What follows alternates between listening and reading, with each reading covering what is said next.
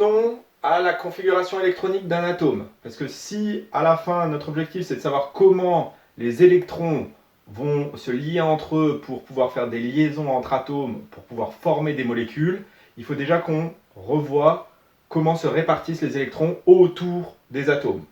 Alors pour ça, première chose, on va revenir sur la notation symbolique d'un atome. Donc un atome, ça va se noter A, Z, X. A qui correspondra au nombre de nucléons du noyau de l'atome, donc en fait qu'on appelle aussi le nombre de masses, puisque c'est ça qui va constituer essentiellement la masse de votre atome.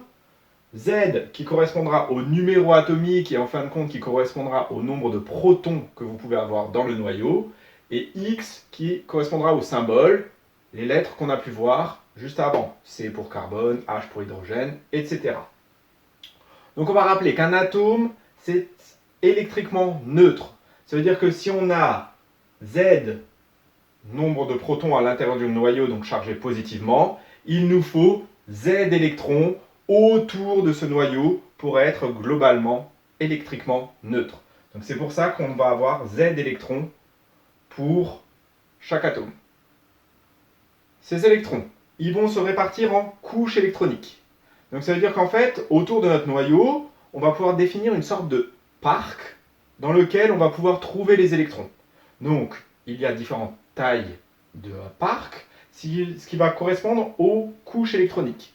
Donc ça veut dire qu'on va les noter, on va les numéroter, et on aura donc n couches électroniques.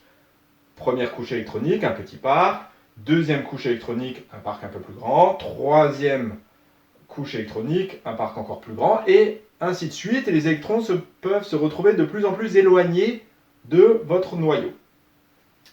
Ces couches électroniques, en fait, elles peuvent être composées de plusieurs sous-couches. En fait, il faut voir ça, les sous-couches électroniques, comme une sorte de forme de parc dans lequel vont pouvoir se trouver les électrons. Donc en fait, vous aurez une sous-couche pour la première couche électronique, n égale 1. Vous aurez deux sous-couches possibles pour la couche électronique numéro 2. Et vous aurez 3 sous-couches pour la couche électronique numéro 3, et ainsi de suite. Nous, on se limitera à 3 cette année. Pour la suite, vous verrez ça en études supérieures.